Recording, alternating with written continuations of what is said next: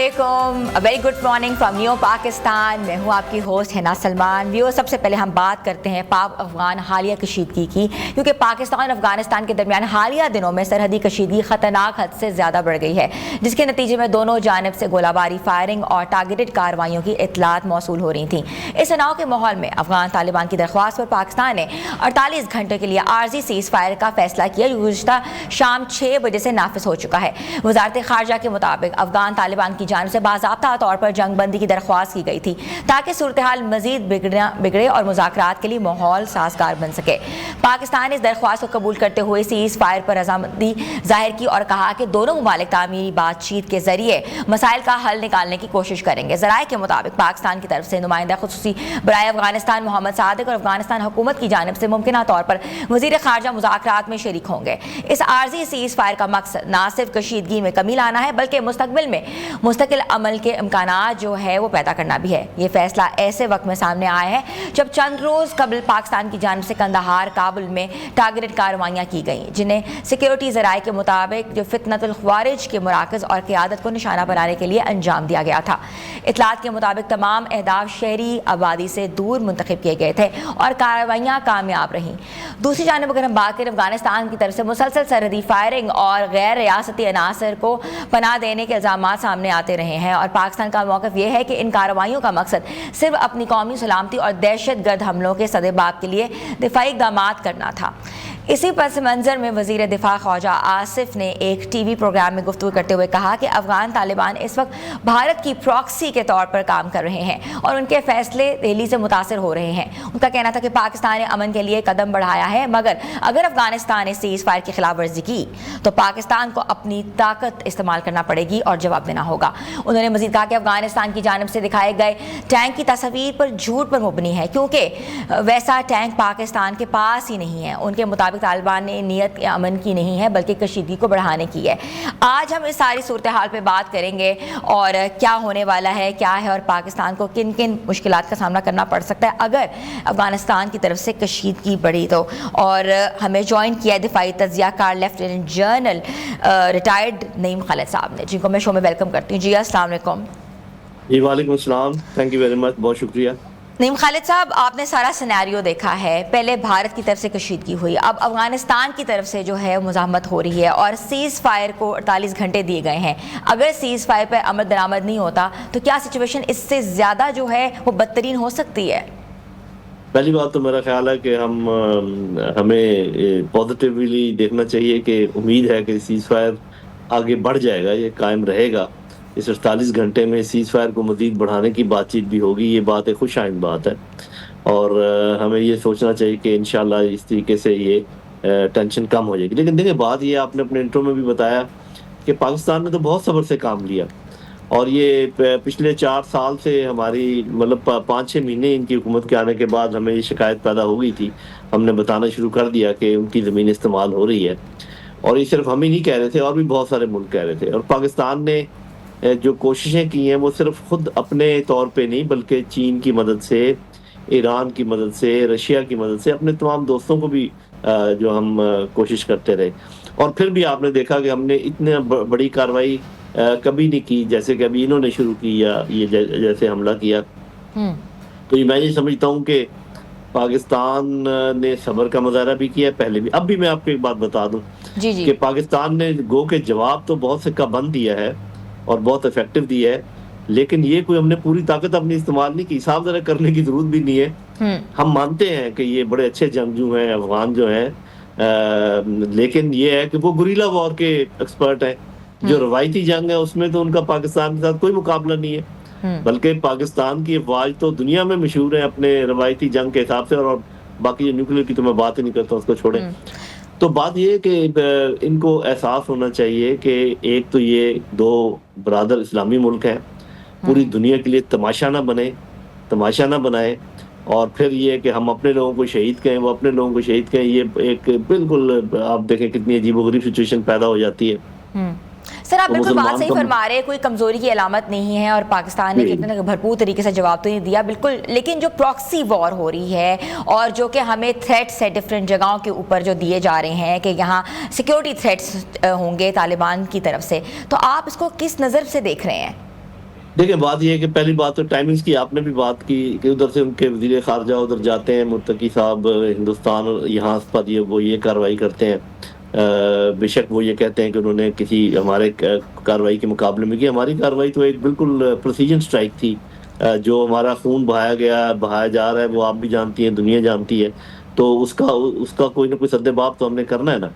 मेरा अपना ख़्याल ये है, मैं आपके प्रोग्राम में ये बल्कि आपके नाज़रीन के से शेयर करना चाहूँगा। हम्म। इसमें तो कोई शक नहीं कि जो टीटीपी है और ये जो अफ़गान हुकूमत है, इनके आपस में मरासिम हैं, क्योंकि ये इकट्ठे लड़े हैं अमेरिका के खिलाफ, तो वो इतने आराम से इनसे अपनी जान नहीं छुड़ा सकते, इनको पीछे नहीं कर सकते। और वजूहात भी हैं, मैं उनका जिक्र करना चाहता हूँ। हम्म। एक वजह तो ये है कि जो ही ये अफ़गान हुकूमत आई और यहाँ से अमेरिकन वापस गए और बाकी लोग निकले, तो कुछ हमारी जो होस्टाइल इंटेलिजेंस एजेंसीज है, उन्होंने टीटीपी के साथ राब्ते कायम किए, इनके ऊपर काबू पा लिया। इनको पैसों की ज़रूरत थी, ये लड़ाई के माहिर थे, तो इनको अभी ये टीटीपी जो है, इनका बिल्कुल मकसद ही और है। और मुझे नहीं पता कि ये क्यों अफ़गान हुकूमत इनके साथ क्यों इस तरीके से फंसी हुई है। मेरी प्रपोज़ल ये है कि हमारे कुछ कॉमन एनिमीज़ हैं, जैसे दाइश है, ISIK है। तो पहले इस मुआहदे में हमें ये करना चाहिए, इस मुआहदे में 2 बातें बहुत ज़रूरी हैं, अब जो भी होगा इंशाल्लाह। पहली बात, ये एग्रीमेंट हो हमारे साथ कि अब ये टीटीपी को किसी तरीके से इजाज़त नहीं होगी उनकी सरज़मीन इस्तेमाल करने की, या इनको हमारे हवाले करें। और जहाँ तक टीटीपी का ताल्लुक है, वो जब तक पाकिस्तान की कॉन्स्टिट्यूशन को नहीं मानते, हथियार नहीं फेंकते, उनके साथ तो कोई बात हो ही नहीं सकती। ये जो मैं बात करने की बात कर रहा हूँ, ये सिर्फ अफ़गान हुकूमत के साथ है। हमारे DGISPR ने भी कहा है कि हमारे अफ़गान अवाम के साथ कोई प्रॉब्लम नहीं है। ठीक है। वो हमारे लिए इसी तरीके से एक चीज़ और जो मैं बताना चाह रहा था कि इनको ये भी खदशा है अफ़गान हुकूमत को कि ये 6-7 हज़ार जो टीटीपी के लोग हैं, ये उनके साथ ही रहें, ताकि अगर दाइश या ISIK उनके ऊपर हमला करे तो ये उनके साथ खड़े हों। खड़े तो वो हो गारंटी हमसे ले लें बजाय उनके लेने के। तो इस मसले को ख़त्म किया जा सकता है अगर कोशिश करें तो। जी। अच्छा, आपने सर बड़ी ज़बरदस्त बात की, आपने पूरा पस मंज़र बयान किया है। अच्छा, इसी पस मंज़र में वज़ीर दिफ़ा ख्वाजा आसिफ ने एक TV प्रोग्राम में गुफ्तगू करते हुए कहा कि अफ़गान तालिबान इस वक्त भारत की प्रॉक्सी वॉर लड़ रहे हैं। उनके इस फैसले से दिल्ली मुतासर हो रहा है। क्या आप समझते हैं कि इसके पीछे और तरह के मुहरकात हैं या अनासर हैं, या सिर्फ उनको यूज़ किया जा रहा है अगेंस्ट पाकिस्तान? जी, देखें, बात ये है कि पूरे अफ़गानिस्तान को तो हम बिल्कुल नहीं ये कहेंगे कि वो प्रॉक्सी है हिंदुस्तान की, लेकिन अफ़गानिस्तान के अंदर एक जैसा सारा होमोजीनियस वहाँ पर माहौल नहीं है। वहाँ की हुकूमत भी सारी होमोजीनियस नहीं है, बिल्कुल एक किस्म की सोच के लोग नहीं हैं। उनकी हुकूमत के अंदर भी ऐसे लोग हैं जो पाकिस्तान के मुखालिफ हैं, और ऐसे लोग भी हैं जो पाकिस्तान के हामी हैं, उनके अवाम में भी ऐसे लोग हैं।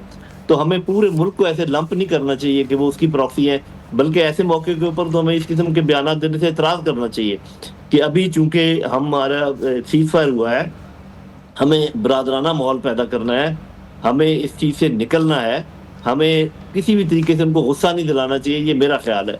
और हमें इस 48 घंटे को कोशिश करके इसको मज़ीद बढ़ाकर जो हम बातें कर रहे हैं कि हम नारा एक ही रिक्वायरमेंट है कि उनकी सरजमीन इस्तेमाल ना हो, टीटीपी या हमारे हवाले करें या उनके वहाँ कैंप शैम्प बंद करें। अगर उनका कोई मुतालबा तो हमें बताएं। मुझे अंदाज़ा है कि उनका एक मुतालबा है जो उन्होंने दिल में रखा हुआ है, बताते नहीं है, और उसी वक्त से सारी गड़बड़ होती है। सर, वो मुतालबा क्या है? बिल्कुल आप हमें एक्सप्लेन कर सकते हैं। जी, वो ये चाहते हैं कि हम उनको तस्लीम करें। उनका ये ख्याल था कि हम इतने अरसा इकट्ठे रहे हैं हमने, और ये भी आप याद रखें, जब रूस ने हमला किया था USSR कौन था इनके साथ खड़ा हुआ? जब ये अमेरिका ने अभी ठीक है, यहाँ से लॉजिस्टिक जरूर जा रही थी एलाइड फोर्सेस की, लेकिन जो उनके बच्चे थे, उनके जो उनकी फैमिली थी, उनका जो मेडिकल था, उनकी जो पढ़ाई थी, वो कहाँ हो रही थी? तो हमने तो बहुत, और जो 35 लाख और 30 लाख हमने महाजरीन रखे आज भी बहुत सारे मौजूद हैं। तो मेरा ख्याल है कि उनको भी ये बात सोचनी चाहिए, लेकिन हमें भी सोचना चाहिए कि आखिर हमसे क्या गलतियां हुई हैं कि वो हम उनका दिल नहीं जीत सके। तो मैं ये नहीं कहूँगा कि ये सारी गलती किसी एक साइड की है, क्योंकि हमारा वतीरा ये है कि हम कहते हैं जी उन्होंने ये नहीं किया, उन्होंने ये नहीं किया। थोड़ा सा हम भी सोच लें कि वो क्या एक्सपेक्ट कर रहे थे जो हमने नहीं किया। और मेरा अपना ख्याल है कि इस मौके से फ़ायदा उठा के इस मामले को ख़त्म करें। हम दो साइडों से जंग के मुतम्मल नहीं हो सकते। गो के इनकी तरफ से जो जंग है वो तो हमारे लिए कोई खास हैसियत नहीं रखती, लेकिन हिंदुस्तान इससे फ़ायदा तो उठाएगा ना, तो जितनी जल्दी इससे निकल जाए उतना अच्छा है। Sir very well sir. अच्छा, उन्होंने मजीद कहा है कि अफगानिस्तान की जानिब से दिखाए गए जो टैंक्स हैं उसकी तस्वीर झूठी है। ये फिर क्या सेंसेशनल, ये तो हमें लग रहा है कि पहले भारत ने ये काम किया, सेंसेशनल मीडिया का एक प्रोपेगेंडा जो लेकर आए थे, और अब अफगानिस्तान की तरफ से ये सब कुछ हो रहा है, तो इसके पीछे भी निशानदेही क्या हो रही है? जी, इसमें तो कोई शक नहीं कि वो साफ ज़रा वो टैंक हमारे पास है ही नहीं जो दिखाएगा, दुनिया को पता है। लेकिन बात ये, जैसे मैंने कहा कि ना तो अफगान अफवाज जो फौज है उनकी एक जैसी है, होमोजेन हमारी फौज की तरह नहीं है कि आर्मी चीफ ने ऑर्डर दिया और बस सब ने उसको ओबे किया जैसे हम अल्लाह ताला के फजल करम से करते हैं। उनकी टुकड़ियां हैं, वो किसी जगह पर कोई उनकी छोटा सा कमांडर भी जो है ना वो कुछ कर रहा है। ये तो साफ ज़ाहिर है क्योंकि वजारत दिफा की तरफ से प्रॉपर हमला किया गया है, लेकिन उसके अंदर जैसे मैंने कहा हर किस्म के लोग मौजूद हैं। तो पहली बात यह कि पाकिस्तान ने सिक्का बंद जवाब दिया है, अच्छा जवाब दिया है। इससे ज्यादा जवाब देने की अहलियत भी है हमारे पास, हमने अपने आप को रोका हुआ है। और हम ये समझते हैं कि उनको अकल आएगी, होश के नाखून लेंगे और मजीद इस खून खराबे को आगे नहीं बढ़ाएंगे। अगर किया तो मेरा ख्याल है कि पाकिस्तान के लिए इस किस्म के जंग उनके साथ लड़ना बिल्कुल आप समझे कि बाएं हाथ का खेल भी नहीं है। अच्छा जनरल साहब, आपने बिल्कुल जंग का पस मंजर बयान किया है, प्रॉक्सी के ऊपर बात की है, मगर अबाउट अगर हम बात करें, तलाल चौधरी साहब की एक स्टेटमेंट आई है जिन्होंने कहा कि कोई भी इनको घर नहीं देगा, विदाउट ID कार्ड्स कोई भी कोई ट्रेड नहीं हो सकती, कोई खरीदो फरोख्त नहीं हो सकती। तो ये एक कहते हैं ना कि एक और चिंगारी के मुतरादिफ तो ये बात नहीं आ रही कि इस चीज़ को सेटल डाउन या काम डाउन करना चाहिए था, जंग रुकने के बाद ये सब चीज़ें सामने आनी चाहिए थी? ये मेरा ख्याल है कि ये तमाम कार्रवाइयाँ इस वक्त रोक देनी चाहिए फौरी तौर पर, जो सीज फायर की बात हुई है। जब आपने जैसे DGISPR ने भी कहा है, वजारत खारजा का भी ये कहना है, मैं भी ये बार बार कह रहा हूँ कि अफगान अवाम के साथ हमारी कोई जंग नहीं है। ये जो अभी जो विजिट हुई थी इंडिया की, किसी के उश्कल पर, किसी के कहने पर, किसी के ऑर्गेनाइज ये करने पर ये इवेंट हुआ है। तो बजाय इसके कि हम हमेशा के लिए आपस के ताल्लुकात ख़राब कर लें, मेरा ख्याल है दोनों साइडों को ये सोचना चाहिए कि ताल्लुकात ख़राब करने के बजाय ताल्लुकात ठीक करने की कोशिश करनी चाहिए। और इसको ये ना समझा जाए कि मैं ये जो बातचीत कर रहा हूँ मैं किसी की हमायत कर रहा हूँ। मैं पाकिस्तान के लिए अमन पैदा करने के लिए, खित्ते के अमन के लिए और खित्ते की माशी तरक्की के लिए जिस किस्म का माहौल चाहिए उसकी बात कर रहा हूँ। और दूसरा, हिंदुस्तान को जो वो बगलें बजा रहे होंगे, खुश हो रहे होंगे, जितना आप ज्यादा एक्शन लेंगे अफगानियों के खिलाफ उतना हिंदुस्तान खुश होगा, इसलिए कि अफगानियों के दिल में उतना गुस्सा पैदा होगा और वो इतना लंबा हमारी जंग चलेगी। तो हमें तो जल्द से जल्द इस आग को बुझाना है, तो इसके ऊपर तेल डालने वालों को मेरा ख्याल है कि अपने आप को रोक लेना चाहिए। ठीक है जनरल साहब, ये बताइएगा कि दूसरी जानब अफगानिस्तान की तरफ से जो मुसलसल सरहदी फायरिंग और ये जो हो रही है, सीज़ फायर तो हो गया हुआ है, लेकिन रिटेलिएशन जो बार बार होती है, उस हिसाब से पाकिस्तान का मौक़िफ़ क्या होगा? और उन कार्रवाइयों का मकसद सिर्फ कि अपनी कौमी सलामती और दहशतगर्द हमलों के सदबाब के लिए दिफाई इक़दाम कैसे करने पड़ेंगे? जैसे मैंने आपको बताया ना कि उनकी फौज कोई रेगुलर फौज उस तरीके की नहीं है। वहाँ ऐसे नहीं होता कि अगर ऑर्डर दे दिया कि सब सीज फायर बंद कर दो तो सब फायर बंद कर देते हैं। उनके अंदर ऐसी टुकड़ियां मौजूद हैं काम खराब करने वाली। फिर आपको पता है कि DGISPR ने अपनी कॉन्फ्रेंस के दौरान बताया था कि कुछ ऐसे लोग हैं जिनके और जैसे मंशियात का कारोबार करते हैं, वो चाहते हैं कि अमन ना हो और वो सरहद को पार कर सकें। तो इस किस्म के छोटे मोटे तो होते रहेंगे, लेकिन बड़ी जंग एक दफ़ा रुकी हुई है। और ये मेरी तो ये दुआ है कि बस ये सीज फायर लंबा हो जाए।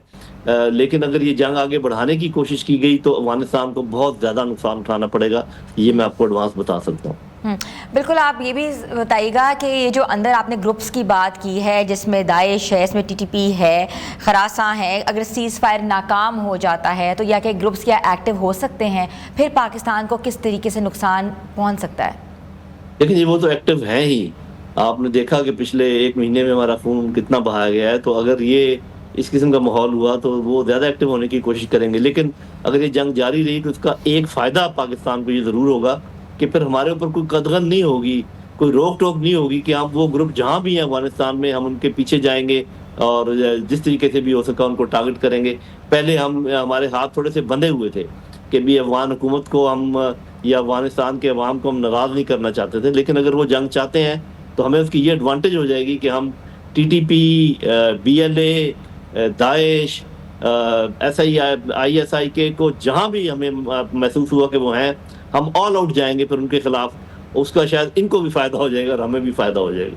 जनरल साहब, आप पाकिस्तान को कैसे देख रहे हैं? एक तरफ भारत है, कशीदगी आपने देखी है, एक तरफ अफगानिस्तान की कशीदगी है, चीन का क्या रोल हो सकता है? क्या वो बीच में कदम रखेगा ताकि ये यहाँ जो इस खित्ते में ख़ास तौर पे जो है वो अमन कायम हो सके? देखिए जी, मैं ये इस्तदा करूँगा अपनी लीडरशिप से कि 3 चीज़ों पे गौर करें।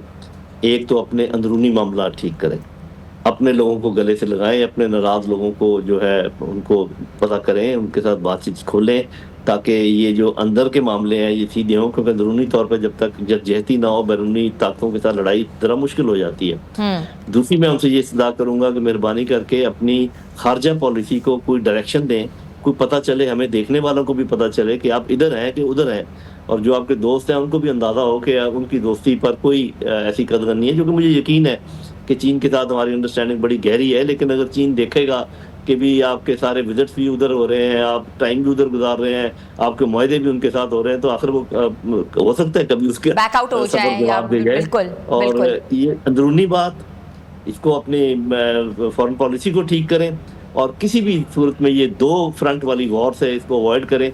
ये हमारे भाई हैं, अगर कोई गलतफहमी पैदा होगी इसको दूर करें। पूरी तवज्जो आप भारत पे रखें, और भारत याद रखें अकेला नहीं है, उसके साथ इसराइल भी है, उसके साथ एक और बड़ा मुल्क भी है।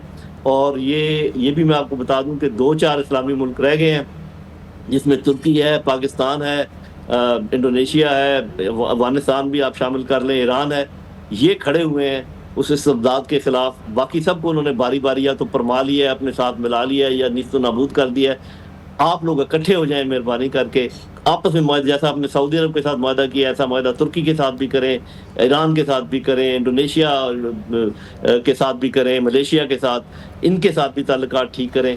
फिर आपकी तरफ कोई नज़र उठा के नहीं देख सकेगा। ये जो है ना कि अंदर भी टूट फूट, बाहर भी कोई पता नहीं कि आपकी फॉरेन पॉलिसी किधर जा रही है, और लड़ाइयाँ हर तरफ, ये कोई तरीका नहीं है आगे बढ़ने का। Thank you so much. हमारे साथ मौजूद है दिफाई तज्ज़ियाकार लेफ्टिनेंट जनरल नईम खालिद साहब, जिनका ये कहना था कि पाकिस्तान को बहुत सोच समझ के ना इक़दाम उठाने पड़ेंगे और हाथ बढ़ाना पड़ेगा अफ़गान की तरफ, ताकि जो नाराज़गियाँ हैं वो दूर कर सके। और इसके साथ साथ ये भी कहा गया है कि जितनी प्रॉक्सी वॉर जो चल रही हैं उसके ऊपर भी बातचीत करनी पड़ेगी, बात होगी टेबल टॉक से। लेकिन अफ़गानिस्तान की तरफ से जितनी भी कार्रवाइयाँ हो रही हैं उससे पाकिस्तान को इस तरह असरअंदाज नहीं हो सकता, क्योंकि पाकिस्तान उस तरह की जंग नहीं लड़ा जिस तरह के भारत के ख़िलाफ़ लड़ी थी। छोटी सी ब्रेक ले रहे हैं, ब्रेक के बाद हम वापस आ रहे हैं। आप देख रहे हैं न्यू पाकिस्तान।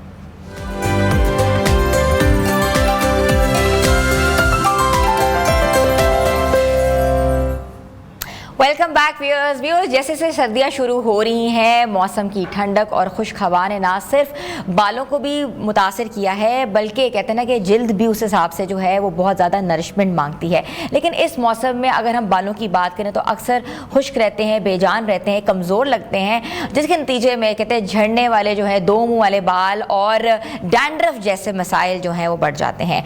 गर्मियों में बालों को पसीना और तेल नुकसान पहुँचाता है, मगर सर्दियों में असल मसला होता है नमी का। और खुश्क हवा बालों की जड़ों को और कुदरती तेल को ख़त्म कर देती है, और हीटर या गर्म पानी के इस्तेमाल से जो है वो खुश्की मज़ीद बढ़ जाती है, जिसके नतीजे में जो है बालों की चमक जो है वो ख़त्म होना शुरू हो जाती है और ग्रोथ है वो भी कम हो जाती है। तो आज हमने सोचा कि क्यों ना हम आपको बताएं कि घर में आपने जो है वो कंडीशनर कैसे बनाना है, और सल्फ़र फ्री शैम्पू कैसे बनाना है, और होम रेमेडी कौन कौन सी इस्तेमाल करनी है जिससे बाल जो है वो लंबे हों, चमकदार हों, और जिनमें ऑयल भी ना आ सके। तो हमारे साथ मौजूद हैं होम रेमेडी एक्सपर्ट आपा नईमा, जिनको मैं शो में वेलकम करती हूँ, जो हमें बताएंगी कि घर में कंडीशनर्स और शैम्पूज और ट्रीटमेंट्स कैसे बन सकती हैं। जी अस्सलाम वालेकुम। वालेकुम अस्सलाम। कैसी आप? अल्हम्दुलिल्लाह ठीक ठाक। आपा आपने तो पूरी सब्जी और फ्रूट भी रखा हुआ अपने साथ, तो ये आज सब कुछ शैम्पू में होगा इस्तेमाल? हाँ, ये शैम्पू में होगा। बेसिकली पता है क्या है कि हम जिस आपने शुरू में बात कर दी, जिस तरह सर्दियाँ आ रही हैं, सबसे पहले जो बात है सोचने वाली, समझने वाली, वो है कि हम पानी का इस्तेमाल कम कर देते हैं, कि जिसकी वजह से हमारे अंदर ड्राइनेस आ जाती है। हम नहाते ही कम है, हम नहाते ही कम है, 2-3 दिन तो नहाते नहीं है, फिर पानी नहीं पीते ना, पानी नहीं पीते तो स्किन जो है वो डिहाइड्रेट हो जाती है, हाइड्रेशन तो खत्म हो जाती है हमारे अंदर से, डैंड्रफ, खुश्की बालों में भी, फिर बालों के स्कैल्प के साथ साथ बालों की पूरी सरफेस पे आ जाती है, और ये कि पूरी ड्राई हो जाती है स्किन हमारी। फिर वो जो प्लेन कपड़े पहनते तो इधर वो डैंड्रफ के जो ढेर लग जाते हैं सफेद से। वैसे भी इधर जहाँ पे जब आपकी खुश्की इधर होती है ना, ये एक नई तहकीक है मेरे सामने जो आई है, तो आपकी जो ये हेयर लाइन है ना, इसके अंदर छोटे छोटे दाने निकलना स्टार्ट हो जाते हैं। अच्छा, तो इसके फॉलिकल्स पे अपर ये जो हमारी जहाँ से लाइन स्टार्ट हो रही है, यहाँ पे ना अजीब अजीब से दाने निकलना स्टार्ट हो जाते हैं। तो मैंने एक नुस्खा आजमाया था और वो बड़ा ही कारआमद रहा था। फिर मैंने कहा सारे सबको क्यों ना बताऊं, सारे जो है इससे फायदा उठाएं। जी। वो ये है कि जिस तरह यॉन वुमेन का आपने सुना जिनके इतने लंबे लंबे बाल हैं, चाइनीज के जिनके फर्श पे बाल लोटपोट होते हैं, इसी तरह मैं यही कहूंगी इतने बाल उनके, तो उनका एक नुस्खा है, वो सबको पता है, फॉर्मेंटेड वाटर। लेट्स से जिस तरह ये मैं आप लोगों को दिखाऊं, कौन सा वाटर? फॉर्मेंटेड होता है, फॉर्मेंटेड होता है ना उनका नुस्खा ही स्पेशल। देखिए जैसे मैंने अब खोला तो खुशबू आई है पूरा इसके अंदर। ये ऐसे है कि ये रात भर ना मैंने पहले राइस को भिगो के थोड़ा सा हाथ के साथ ना मैं दिखाऊंगी, हाथ के साथ इनको ना हल्का सा इस तरीके से मैंने 8 घंटे भिगोने के बाद, चावलों का आपने चावलों का, हाँ, पानी नहीं निकाला ना मैंने इनका, पानी नहीं निकाला। जब ये इस तरह रात को मैंने कर दिया 8 घंटे के बाद, फिर इसके अंदर मैंने डाला, अभी जिस तरह लेट से ऑरेंज नहीं है, ऑरेंज पील वो डालते हैं, मैंने उनको ज़्यादा से ज़्यादा ऑरेंज पील सुना भी ऑरेंज पील में, लेकिन मैं जो भी हो विटामिन सी सोर्स में वो डालती हूँ। मैंने लेमन पील डाला है, लेमन पील डाल दिया 8 घंटे के बाद, ठीक है। अब इसको तकरीबन हो गए हैं 24 घंटे से ज्यादा हो गए। अच्छा, लेमन भी डाल दिया इसके अंदर, और क्या डाला? साथ में मैंने इसके अंदर डाली है लौंग। हाँ, ये इसके अंदर देखिए ये फॉर्मेंटेड वाटर बन गया। इसका असल तरीका ये है, अगर आपने अपने बाल हेल्दी करने हैं, लंबे करने हैं, घने करने हैं और स्कैल्प को जो है बैलेंस करना है, ना ऑयली ना ड्राई, बैलेंस करना है आपकी सरफेस के मुताबिक, तो फिर जस्ट आप ये वाला जो पानी है ना, ये या तो आप वो जो एक मिलती है कंघी टाइप जो हमारी होती है बॉटल, उसके अंदर डाल के आप अपने स्कैल्प में लगा सकते हैं, या स्प्रे कर दें, वाटर स्प्रे, या स्प्रे कर लें। हाँ, स्प्रे भी कर सकते हैं स्ट्रेन करके इसको। लेकिन इसका मैंने एक मुनफरिद एक टोटका किया था और वो बड़ा ही कारआमद रहा था, इसलिए मैं आप लोगों के लिए लेके आई हूँ। अच्छा, जिनके पास ये टाइम नहीं है कि कम से कम इसको आधा घंटा फिर लगाना होता है, ठीक है। अगर ये आप सिंपल ये फॉर्मेंटेड वाटर जो लगाएंगे तो आधा घंटा कम से कम इसको लगाना, फिर वॉश करना है। लेकिन इसका नया तरीका जो मैंने निकाला वो ये है कि इतना सा ये हमने पानी लेना है, ठीक है। बिस्मिल्लाहिर्रहमानिर्रहीम। ये इतना सा हमने पानी लिया। अब मेरे पास क्योंकि होती है सारी, एक तो ये भी हर्बल हो गया, दूसरे मेरे पास मेरी शैम्पूज जो होती है वो भी हर्बल होती हैं। मेरे घर में यही आंवला रीठा सिकाकाई जो होती है ना, मैं इन्हीं का शैम्पू बनाती हूँ। तो आपने 2 चम्मच ये लिया पानी, ठीक है। और कभी भी एक ही साथ साथ में मैं आप लोगों को एक और टोटका बताती चलूं, कभी भी शैम्पू जो है ना वो डायरेक्ट सर में ना लगाया करें। अच्छा जी, इससे आपके जो स्कैल्प है वो डैमेज होते हैं। तो कैसे लगाना चाहिए? पानी, हमेशा पानी में मिक्स करके लगाएं। अच्छा, पानी में मिक्स करके लगाएं। ये बचपन का टोटका है हमारा। मुझे ये फिर जब मेरे सामने, मैंने कहा अक्सर लोगों को नहीं पता, ये बताने वाली बात है। तो जो वो पानी आपने लेना है ना, वो ये वाला फॉर्मेंटेड वाटर लेना है, ठीक है। बहुत ही बेहतरीन किस्म का ना ये आपका शैम्पू बन जाएगा। आप इसको सिर्फ 5 मिनट, कितनी देर लगेगी? सिर्फ 4 से 5 मिनट आपके लगेंगे। ये देखिए ये शैम्पू जो है ये आपने इसके अंदर मिक्स किया और ये सिंपल आप अपना सर वॉश कर ले इसके साथ। आप यकीन माने एकदम नहीं, आपके बालों को ना सर नई जिंदगी मिल जाएगी। बाल हेल्दी हो जाए। हाँ, ये मैंने खुद आजमाया है। अच्छा। आजमा के बता रही हूँ, खुद करके बताया है मैंने। ये देखिए ये शैम्पू, आप कभी भी डायरेक्ट अगर शैम्पू डालेंगे तो आपके बाल आहिस्ता आहिस्ता डैमेज हो जाएंगे। अच्छा, हमेशा से कॉन्सेप्ट है कि सल्फर फ्री शैम्पू इस्तेमाल करेंगे तो बाल डैमेज नहीं होंगे। ये सल्फर फ्री है? ये सल्फर फ्री है ना, वैसे ही सल्फर फ्री शैम्पू है ना ये, लेकिन सल्फर फ्री को मैंने एक बूस्टर दे दिया ना, जो फॉर्मेंटेड वाटर था उसका बूस्टर दे दिया। अब आप इससे सर धोएंगे ना, मिसाल के तौर पे आपके पास ये वाला शैम्पू नहीं है, आप आंवले रीठे का घर में बना सकते हैं, वो किसी कोई और टॉपिक रख लेंगे हम किसी दिन। हाँ। और अगर वो भी नहीं है तो सिंपल जो आपका शैम्पू है, जो केमिकल वाला शैम्पू आप किसी भी ब्रांड का यूज कर रहे हैं, सल्फेट फ्री ना भी हो किसी के पास, क्योंकि सब देखते हैं, सब यूज करते हैं, तो ये चीज तो सादा सब कर सकते हैं। फॉर्मेंटेड वाटर ऐड कर सकते हैं। फॉर्मेंटेड वाटर ऐड करेंगे तो उसके जो नुकसानात है ना वो कम से कम 50% कम हो जाएंगे। आपके बालों की जो स्कैल्प है वो 50% सेव हो जाएगी। ठीक हो गया। अब दूसरा एक और टोटका, वो तो खैर मैंने बहुत ही आजमाया है, वो ये है कि जो मैंने शैम्पू बनाया है एक जापानी फल के साथ। अच्छा, वो क्या है? जापानी फल के साथ मैंने लगाया था फेस के ऊपर, फेस से बालों में भी लगा लिया, उसको वॉश किया, मुझे टेक्सचर अच्छा लगा। लेकिन बात वही है कि यार इसको आधा घंटा 1 घंटा लगा के बैठे, ये फिर अपना वर्क करता है, तो हमारे पास टाइम नहीं होता, हम बहुत ही जल्दी भी होते हैं। तो इसका मैंने ये किया सेम इसी तरीके से, जिस तरह मैंने ये डाला इसी तरीके से मैंने इसका ना पल्प लिया थोड़ा सा, ये वाला जो छिलका ना ये आप मुंह पे लगाएं, आप यकीन माने ऐसे हो जाएंगे। इसका मसाज कर लें। हाँ, मुंह के ऊपर मसाज करके सिर्फ 15-20 मिनट के बाद आप मुंह धो लें सादा। ये देखिए ये इतना सा आपने पल्प लेना है, ठीक है। ये भी आजमुदा है, ठीक है। मेरा कोई नुस्खा ऐसा नहीं होता जो मेरा आजमुदा ना हो, ठीक है। ये देखिए ये इतना सा लिया आपने। कोई भी शैम्पू, देखिए शैम्पू के एक्चुअली जो आपके पास केमिकल वाला शैम्पू, उसके 50% जो है वो केमिकल के जो असरात है वो कम करने के लिए मैं बता रही हूँ। आपके बाल, अगर आपके पास सल्फेट फ्री शैम्पू नहीं है, क्योंकि वो बहुत महंगे होते हैं, लोग क्योंकि हमारा प्रोग्राम तो सब देखते हैं ना, जुगियों वाले भी देखते हैं, सादा लोग भी देखते हैं, हर तरीके के लोग देखते हैं। आंवला रीठा सिकाकाई का बना सकते हैं, नहीं लेट्स से नहीं भी बना सकते यार, नहीं भी बना सकते ना। हाँ, नॉर्मल शैम्पू, उसका आपने करना क्या है, उसका आपने सिर्फ इसका केमिकल का जो असर है ना वो कम करना है। वो आप सिंपल इस तरीके आजमा के देख ले, छोटी छोटी टिप हैं इसकी जगह। या आज मैंने जापानी फल का सिर्फ आजमाया, मैंने इसलिए जापानी फल का बताया। आप केला भी कर सकते हैं इसकी जगह, केले की जगह आप इसको देखिए, अब ये इस तरह हो गया ना, इसको स्टेन कर ले। स्टेन करके आप आज ही जो देख रहे, जो सुन रहे, आप आज ही आजमा के देख लेना, और फिर बालों की हेल्थ भी देख लेना।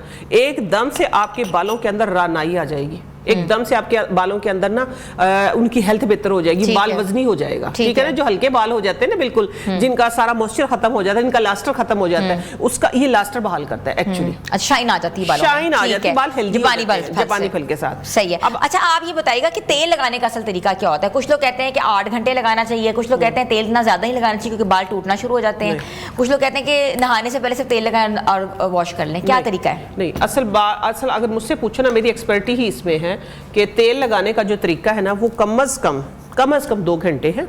ठीक है, और अगर आप नीम गर्म करके तेल सर में डालेंगे ना, चाहे गर्मी है चाहे सर्दी है, अगर आप नीम गर्म करके तेल सर में डालते हैं तो आप यकीन माने 2 घंटे अगर आप तेल लगा लेते हैं तो वो कम से कम 6 घंटे वाला काम करता है। अच्छा, सिर्फ 2 घंटे लगाने हैं? 2 घंटे। कहते हैं अक्सर बाल जो है कच्चे पड़ जाते हैं, टूटना शुरू हो जाते हैं ज्यादा तेल से। नहीं, वो तेल का फर्क है। देखिए, जिनकी स्कैल्प ऑयली है ना, जिनकी स्कैल्प ऑयली होती है, तो वो सरसों का सादा जो तेल है ना, इनफ है उनके लिए। थोड़ी सी रोजमेरी डाल के, क्लोव डाल लें उसके अंदर, वो सही है। जिनका बहुत ज्यादा आप कहते हैं कि ड्राई है, डैमेज हो गए हैं बाल, तो फिर वो 2 से 3 तेल मिक्स करें। उसके अंदर एक सीक्रेट चीज है, वो भी मैं आप लोगों को बता देती हूँ इधर। ठीक है, वो ऑल टाइप के लिए ठीक है, वो चाहे ड्राई है, चाहे ऑयली है आपकी स्कैल्प, चाहे आपके बाल डैमेज हो रहे हैं, या आपके सर पे किसी किस्म की कोई एलर्जी है, ठीक है, सबके लिए वो क्या है कि देखिए, एक तो सरसों का तेल है। ठीक है, सरसों का तेल लेना है आपने 50 ml। ओके, ठीक हो गया।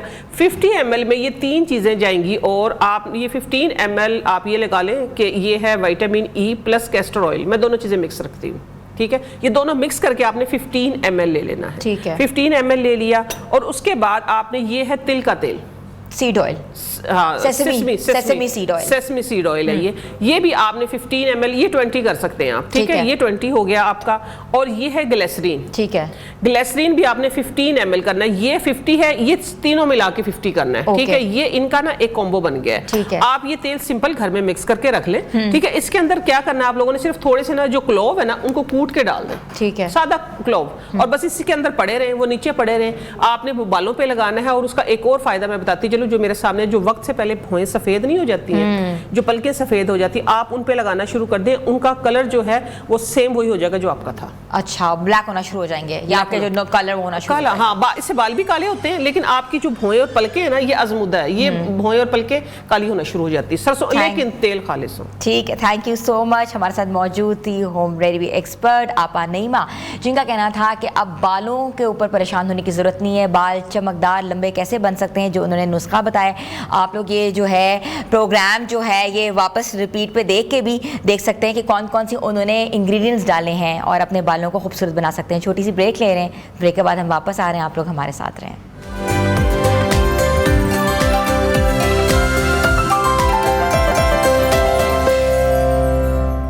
Welcome back viewers. दुनिया के सबसे ताकतवर और गैर मुतवक्के रहनुमाओं में शुमार होने वाले अमरीकी सदर डोनाल्ड ट्रंप को बसा औकात सफारती तकरीबात में उनके बेसाख्ता रवैये और गैर रवायती तबसरों के बाइस संभालना मुश्किल साबित होता है। लेकिन बरतानवी अखबार द गार्डियन के मुताबिक एक तकरीब में ये कारनामा जिस रहनुमा ने अंजाम दिया वो कोई और नहीं है बल्कि पाकिस्तान के वज़ीर आज़म शहबाज शरीफ थे। मिस्र के शहर शर्म अल शेख में होने वाली एक आलमी कॉन्फ्रेंस के दौरान जहाँ कई आलमी रहनुमा मौजूद थे, सदर ट्रंप ने हस्बे आदत अपनी गुफ्तगू और हरकत से एक के बाद एक गैर मामूली सूरत हाल पैदा की।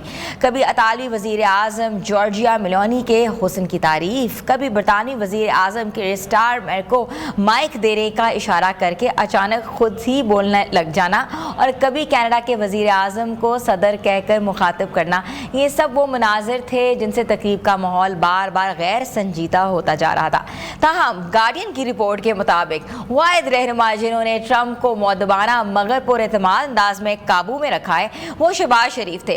रिपोर्ट में लिखा गया है कि शहबाज शरीफ ने ट्रंप की तारीफ से इब्तिदा की, उनकी मौजूदगी को सराहा और जब ट्रंप ने अचानक 2 बार जो है माइक संभालने की कोशिश की तो पाकिस्तानी वजीर आज़म ने नहायत बुर्दबारी से इन्हें रोका और अपनी तकरीर जारी रखी। गार्डियन के मुताबिक ये लम्हा जो है हॉल में मौजूद दीगर आलमी रहनुमाओं के लिए हैरानकुन था क्योंकि बहुत कम लोग अमरीकी सदर के मिजाज को इस मौसर अंदाज में संभाल पाते हैं। रिपोर्ट के मुताबिक इस वाक़े ने शहबाज शरीफ की सफारती महारत, मौके की नज़ाकत को समझने की सलाहियत और फौरी रद्द अमल देने की सियासी बसीरत को नुमाया कर दिया। ट्रंप जो तकरीब में 2 घंटे की ताख़ीर से पहुंचे थे, मुख्तलिफ रहनुमाओं से गैर रवायती अंदाज में गुफ्तगू करते रहे। मुत्तहिदा अरब अमारात के नायब शेख मंसूर बिन जायद को इशारा करते हुए कहा, इनके पास तो बहुत सा कैश है। जबकि हंगरी के सदर के बारे में बोले, इन्हें बहुत से लोग पसंद नहीं करते मगर इन्हें मैं पसंद करता हूँ और अहमियत भी सिर्फ मेरी ही है। ऐसे माहौल में जब आलमी रहनुमा एक के बाद एक गैर मुतवक्के तबसरों से उलझते दिखाई दिए, शहबाज शरीफ का पुरसकून और बावकार अंदाज मीडिया की तवज्जो का मरकज़ बन गया। गार्डियन ने इस मौके पर लिखा है कि अगर किसी रहनुमा को ट्रंप के मिजाज और हरकत और रवैये को समझने और संभालने का हुनर आता है तो वो पाकिस्तान के वज़ीर आज़म शहबाज शरीफ हैं। ये तबसरा ना सिर्फ पाकिस्तानी वज़ीर आज़म की सफारती शख्सियत के लिए एक बैनुल अक़वामी तराफ़ है बल्कि इस बात का भी इंदिया है कि पाकिस्तान की सियासी क़यादत आलमी सतह पर एक मौसर किरदार अदा करने की सलाहियत रखती है। तो व्यूअर्स, देखा यह है कि शहबाज शरीफ जो हैं माशाल्लाह छाए में दुनिया में और वाकई उनको हर तरीके से टैकल करने का तरीका आता है और अब उन्होंने टैकल किया है प्रेसिडेंट ट्रंप को, जो कि कोई आम बात नहीं है। इसका मतलब है कि वाकई वज़ीर आज़म कुछ अपने अंदर हुनर रखते हैं। छोटी सी ब्रेक पे जा रहे हैं, ब्रेक के बाद वापस आते हैं। आप देख रहे हैं न्यू पाकिस्तान।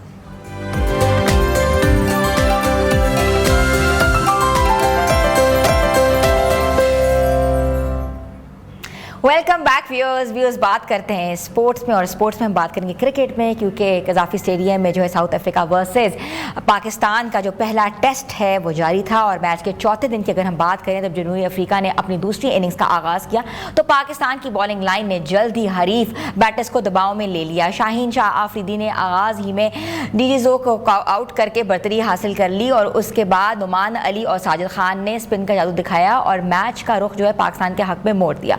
नुमान अली ने मैच में मजमूई तौर पर 10 विकेटें हासिल की और मैन ऑफ द मैच करार दिया और जबकि शाहीन शाह आफरीदी ने दूसरी इनिंग्स में तबाहकुन बॉलिंग करते हुए 4 खिलाड़ियों को आउट किया। साजिद खान ने भी 2 विकेटें हासिल की, अपनी अफादियत साबित की। पाकिस्तान ने अपनी पहली इनिंग्स में 378 रन बनाए जिसमें बल्लेबाजों की मजबूरी कारकर्दगी मुतवाज़िन रही है। जवाब में जनूबी अफ्रीका की टीम जो है 259 रन पर आउट हो गई। दूसरी इनिंग्स में पाकिस्तान 167 रन बनाए मगर 270 रन का हदफ जो जनूबी अफ्रीका के लिए काफ़ी मुश्किल साबित हुआ। तीसरे दिन के ख़त्म तक मेहमान टीम 51 रन पर 2 खिलाड़ियों से महरूम हो चुकी थी और चौथे दिन बाकी बैटर्स भी जो हैं नुमान और साजिद की बॉलिंग के सामने जो है डट कर ना खेल सके। ये कामयाबी पाकिस्तान के लिए कई जो है कहते हैं अहम साबित हुई है। ख़ास तौर पर स्पिन और फास्ट बॉलिंग के इम्तजाज ने साबित किया है कि टीम में तवाज़ुन और गहराई मौजूद है। सीरीज़ का दूसरा टेस्ट अब पाकिस्तान के लिए कहते हैं क्लीन स्वीप का मौका फराहम करेगा जबकि जनूबी अफ्रीका के लिए वापसी का चैलेंज मुश्किल हो सकता है। तो हमारे साथ मौजूद हैं स्पोर्ट्स एनालिस्ट हाफिज़ मोहम्मद इमरान, जिनको मैं वेलकम करती हूँ। जी अस्सलाम वालेकुम। वालेकुम अस्सलाम, बहुत शुक्रिया आपका इनाम। हाफिज़ साहब खुश हैं? देखिए क्रिकेट हंसाती कम और रुलाती ज़्यादा है। ये एक दिन आपको माउंट एवरेस्ट पर खड़ा करती है और अगले दिन आप अपने आप को कहीं शादबाग की गलियों में ढूंढ रहे होते हैं। अल्लाह करे कि ये खुशी आर्जी ना हो और पाकिस्तान क्रिकेट हम वो हकीकी खुशी तक पहुँचे जिसकी तलाश है बरसों से। लेकिन बहरहाल world champion world test championship की फातेह टीम को हराया पाकिस्तान ने। सीज़न का अच्छा आगाज़ किया है। सो अच्छी चीज़ है कि पाकिस्तान को पहले टेस्ट मैच में फतह मिली है। बिल्कुल, आप इस कामयाबी को कैसे देख रहे हैं? अगर हम थोड़ी सी प्लेयर्स के ऊपर बात करें तो let's talk on Numan Ali. 10 विकेटें बहुत अच्छी अचीवमेंट है। तो हमारी स्पिन बॉलिंग के ऊपर बात करते हैं वर्सेस अगर हम पेसर्स के ऊपर बात करें, स्पिनर्स की कितनी ज़रूरत थी? पहले भी कहा जा रहा था कि टीम को स्पिनर्स की मज़ीद ज़रूरत है अगर अकॉर्डिंग टू द पिच जिस तरह रीड की गई है, मगर हमारे 2 स्पिनर्स ने अच्छा परफॉर्म किया। क्या कहते हैं? देखिए, खुश आइंद है कि पाकिस्तान में नोमान और साजिद पाकिस्तान टीम के लिए विकेटें ले रहे हैं टेस्ट मैच में। और चंद दिन पहले मजहर अरशद ने एक ट्वीट किया था कि उस वक्त तक मेरा ख्याल है कि 90 विकेटें थी आखिरी 5 या 6 टेस्ट मैचेस में से, और 88 विकेट्स यानी कि 88 विकेट स्पिनर्स ने लिए थे। तो एक तो ये स्टैट्स आपको ये बताते हैं कि आपने गुज़िश्ता 8-10 मैचेस या 6 जितने भी मैचेस उन्होंने लिखे थे उसमें मेरे ज़हन में नहीं है कि आप स्पिन हैवी या स्पिन फ्रेंडली पिचेस पर जा रहे हैं।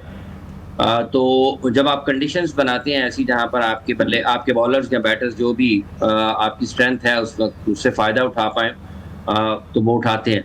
लेकिन जब आप मजमूई तौर पर आप अपने मुस्तकबिल को देखते हुए सामने चीज़ों को तैयार करते हैं, तो क्या आप अपने फास्ट बॉलर्स के लिए वही सहूलत उनको फराहम कर रहे हैं या नहीं कर रहे हैं। इस मैच में भी हसन अली ने कितने ओवर्स किए, वो तो शाहीन आफरीदी चूँकि उनका रिदम अच्छा है, अगर आप उनको एशिया कप से या उससे पहले भी देखते हैं और यहाँ तक भी, तो वो अच्छी गेंदबाजी करते हुए दिखाई दे रहे हैं।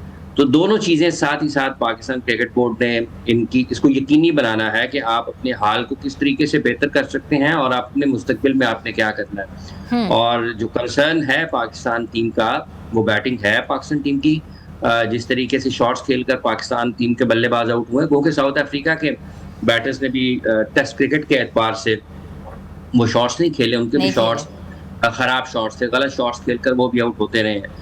लेकिन चूंकि हम अपनी क्रिकेट की बात कर रहे हैं तो हमारे बल्लेबाजों ने क्या शॉट्स खेले हैं, जिन शॉट्स पर वो आउट हुए हैं, तो क्या जब आप थोड़ी सी बेहतर कंडीशंस में जाएंगे जहां पर आपको फेवर मिलेगी फास्ट बॉलर्स को भी, या एक सपोर्टिंग पिच होगा सबके लिए, तो क्या वहां पर आपको इस किस्म की गलतियां करने के बाद आप मैच में वापस आ सकते हैं? तो फिर आपके लिए सवाल का जवाब जरा मुख्तलिफ अंदाज में मिलेगा। हमारे बैटर्स को ज़्यादा बेहतर टेस्ट क्रिकेट खेलना है और हमारे बैटिंग लाइन को ज़्यादा बेहतर इनिंग्स बिल्ड करने की ज़रूरत है। बिल्कुल आप सही बात कर रहे हैं। हमने बॉलिंग के ऊपर बात की है, साजिद खान और नुमान अली की जो जोड़ी है वो बिल्कुल नुमाया सामने आई है। अच्छा ये बताएं कि इमाम उल हक की बात करें, बाबर आजम की बात करें, सऊद शकील की बात करें, क्या करने की ज़रूरत है? क्योंकि हमने इनिंग्स देखी, इमाम उल हक की इनिंग्स भी हमने देखी हैं। पहली इनिंग्स बहुत अच्छी थी, बीच में वो डगमगा गए। बाबर आजम पहली इनिंग्स में कुछ नहीं कर सके, बीच वाली इनिंग्स में थोड़ा बहुत कर लिया। सऊद शकील जो फर्जी कप्तान बने में, उसके ऊपर आप क्या कहते हैं? देखिए, सऊद ने स्पेशली जो पहले मैच में पहली इनिंग्स में भी वो थोड़ा उनकी शॉट ठीक नहीं थी, और सेकंड इनिंग्स में वो कंट्रोल में खेल रहे थे, अच्छा खेल रहे थे। उनके जो शॉट्स दोनों ने खेले हैं आउट होने से पहले तक अगर आप उनको देखते हैं तो वो कंट्रोल में थे, अथॉरिटी थी उनकी, उसमें जल्दबाजी नजर नहीं आ रही थी।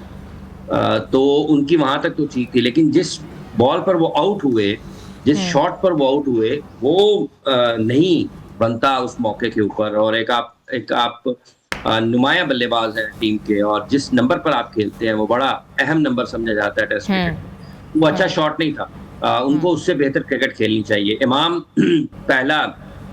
पहली इनिंग्स में अच्छा खेले, सेकंड इनिंग्स में नहीं कर पाए हैं। बाबर दूसरे इनिंग्स में निस्बतन बेहतर खेलते हुए दिखाई दे रहे हैं। वो के इनिंग्स उस तरफ नहीं जा पाई जहां जिसकी उनसे तवक्को की जा रही थी कि वो एक 100 कर दें या कम से कम निस्फ सेंचुरी करें, बेहतर निस्फ सेंचुरी करें या 100 कर दें, जो वो नहीं कर पाए। लेकिन सेकंड इनिंग्स में उनका कंट्रोल बेहतर था ज़्यादा। उनको भी अपने आप को ज़्यादा बेहतर करना है। और पाकिस्तान इनके साथ साथ सिर्फ ये नहीं है, देखिए अब्दुल्ला भी हैं, मोहम्मद रिजवान भी हैं, सलमान अली आगा भी हैं। पाकिस्तान के तमाम बैटर्स को अगर आप इनके शॉट्स को देखते हैं तो आपको लगता है कि शायद कहीं ना even Shan Masood captain Pakistan cricket team, तो इन सब को अपनी बैटिंग को बेहतर बनाना है। अगर बॉलर आपको आउट कर दे तो वो तो ठीक है, मतलब रबाडा ने इन स्विंग किया, आउट हुआ, ठीक है। बाबर आजम ब्रेविस को डिफेंसिव शॉट खेलते हुए आउट किया नुमान अली ने, ठीक है। तो इस तरह के बॉल्स पर अगर आप आउट होते हैं तो आप ये कहते हैं कि यार बॉलर ने बहुत अच्छा बॉल कर दिया। लेकिन जब आप स्वीप मारें, टांगों के पीछे से आप आउट हो जाएं, आप खड़ा करें मिड विकेट पर आप कैच हो जाएं, आप निकल के मारें बॉल, आप स्टंप हो जाएं, आप बॉल की पिच पर ना पहुंचे, निकल कर और गेंद बैट दरम्यान से गुजरते विकेटों में चली जाए, तो ये वो चीजें हैं जिनको एड्रेस करना है पाकिस्तान क्रिकेट टीम के बैटर्स ने। इनको बेहतर टीम से ज्यादा बेहतर क्रिकेट की तवक्को है। अल्लाह करे ये अच्छा खेलें, और देखते हैं कि कौन किस वजह से आउट हो रहा है, किसके साथ क्या मसाइल हैं। और शान मसूद को बैसीत कप्तान पाकिस्तान क्रिकेट टीम, ये जो जल्दबाजी की क्रिकेट है टेस्ट मैच पे, उनको उससे निकलना है। वो इससे बेहतर बल्लेबाज हैं। इतने मौके नहीं मिला करते हैं दुनिया क्रिकेट में, दुनिया की क्रिकेट में। बिल्कुल बिल्कुल आप सही कह रहे थे। खेलनी। शान मसूद की जो कप्तानी के फैसले को आप कैसे देख रहे हैं, कितनी की पॉजिटिविटी आ सकती है, वो टेस्ट टीम के कप्तान बरकरार रहेंगे, व्हाट डू यू थिंक? क्योंकि जीत तो हो गई है जैसे भी, वो तो हमें ट्राई सीरीज में भी जिता दिया था सलमान अली आगा ने, लेकिन बात यह है कि कप्तानी क्या एक सीरीज के जीतने के बाद जो है वो बरकरार रहती है कि इसको मुसलसल we need to nourish the entire team?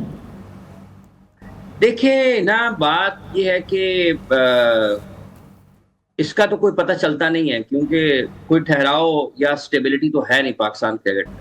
लेकिन वो कप्तान रहते हैं या नहीं रहते हैं, ये एक अलग बात है। उनकी जाती कारकर्दगी बड़ी अहमियत रखती है। ये ना हो गया कप्तान ना हो तो टीम से भी चले जाए, उसका मतलब ये है कि जबरदस्ती के कप्तान बने हुए थे।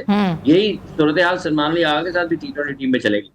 आपको अपनी जाती कारकर्दगी से फ्रंट से लीड करना है।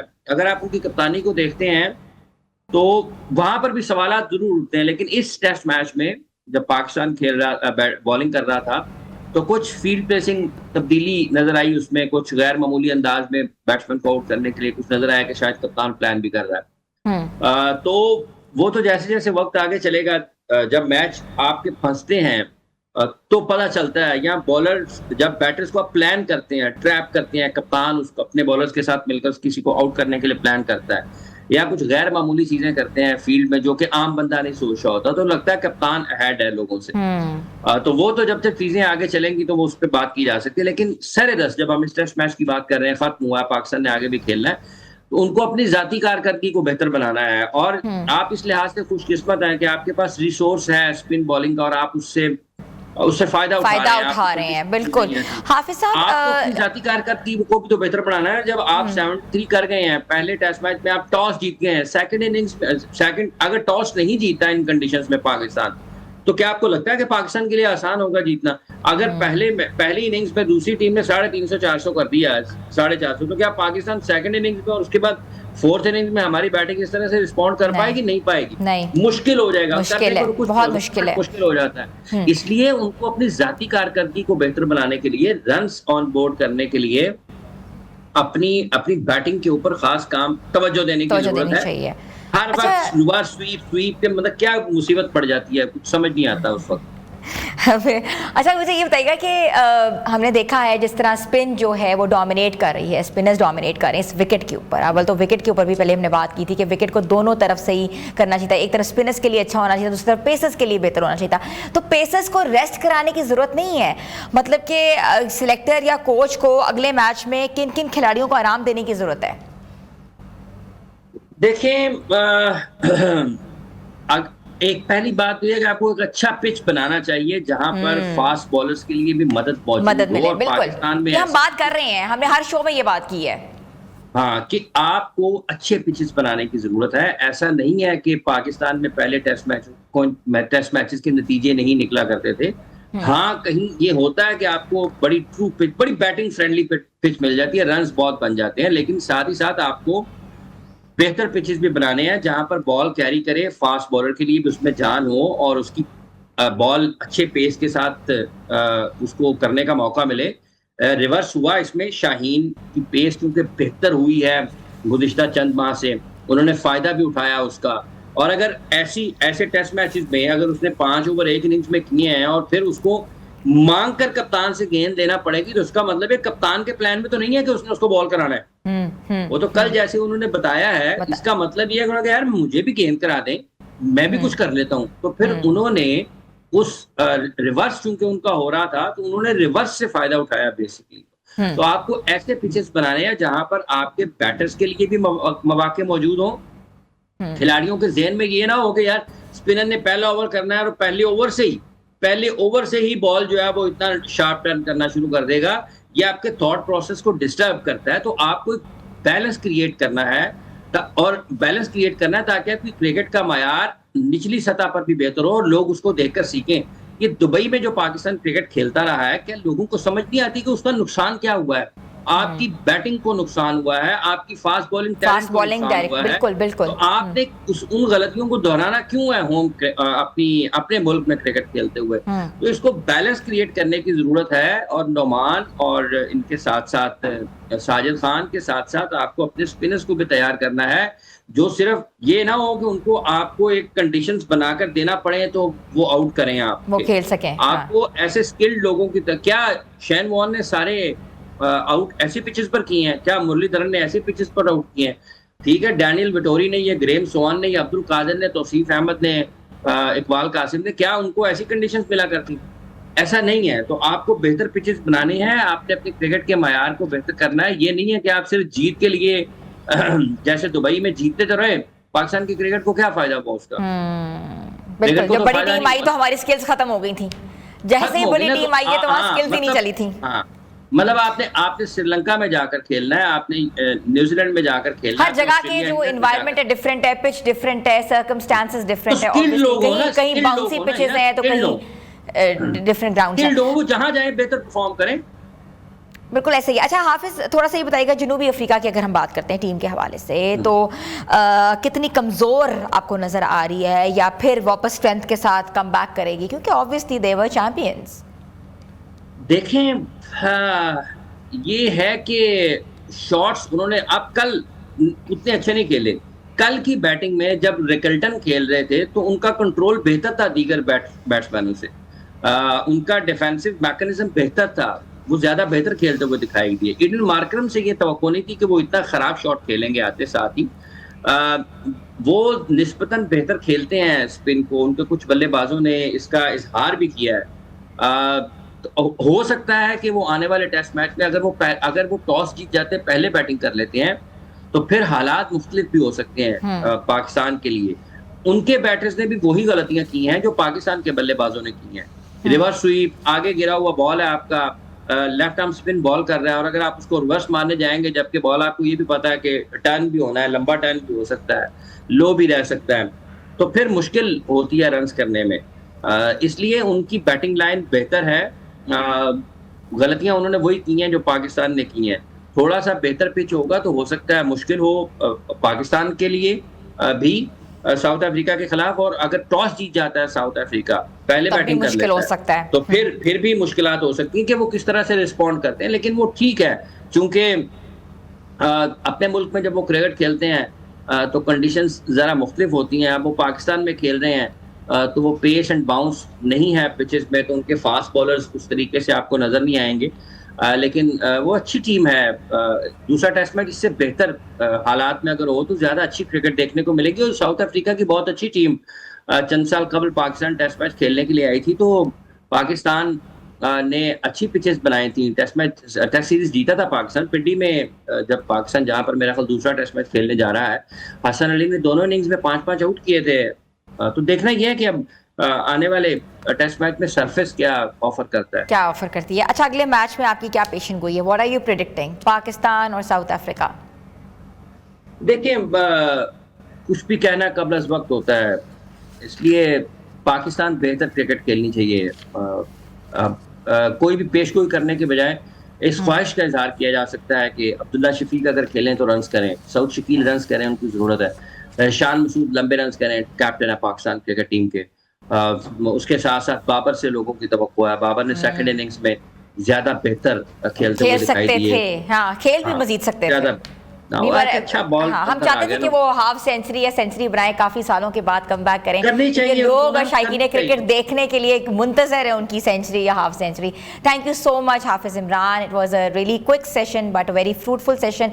तो हमारे साथ मौजूद है स्पोर्ट्स एनालिस्ट हाफिज मोहम्मद इमरान, जिनका ये कहना था कि पाकिस्तान को पहली इनिंग्स में 93 रन से जो है वो फतह हासिल हुई है। पहले पूरा टेस्ट मैच हम जीत गए हैं, अब दूसरा टेस्ट में देखना है कि पाकिस्तान कैसी परफॉर्म करेगा। और इस टेस्ट मैच पे टॉस भी बहुत मैटर करता है, जो टॉस जीतेगा उसके लिए जीतने के चांसेस ज्यादा हो सकते हैं। छोटी सी ब्रेक ले रहे हैं, ब्रेक के बाद हम वापस आ रहे हैं। आप देख रहे हैं न्यू पाकिस्तान।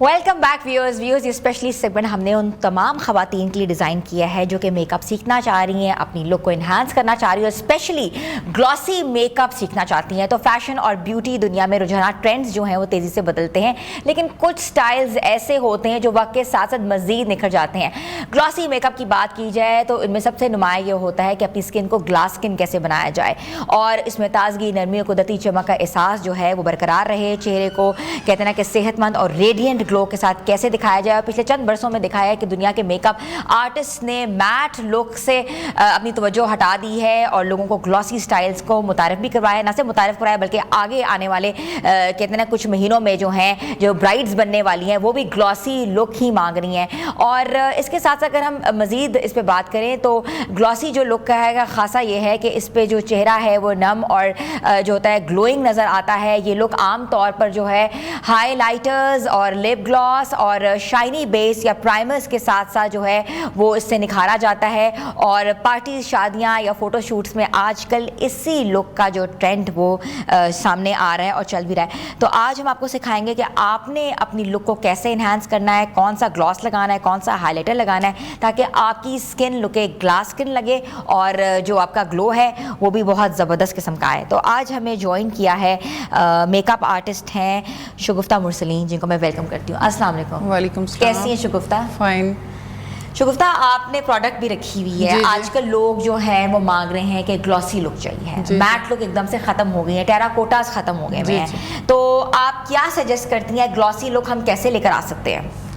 सबसे पहले तो आजकल जैसे मौसम तब्दील हो रहा है, हम अपने पानी का इंटेक ज़्यादा रखें, ठीक है? हमारी स्किन ग्लॉसी होगी, स्किन नेचुरली ग्लॉसी हो जाएगी। उसके बाद हम अच्छे प्रोडक्ट का यूज़ करें और हाइलाइटर का यूज़ करें तो अच्छा मेकअप हो जाता है। ठीक है, लेकिन अगर हम स्टार्ट करें, अगर हम बिल्कुल शुरू करें, क्योंकि आज हम अपने व्यूअर्स को दिखाएंगे कि ग्लॉसी मेकअप कैसे करना है, तो पहला स्टेप क्या होगा?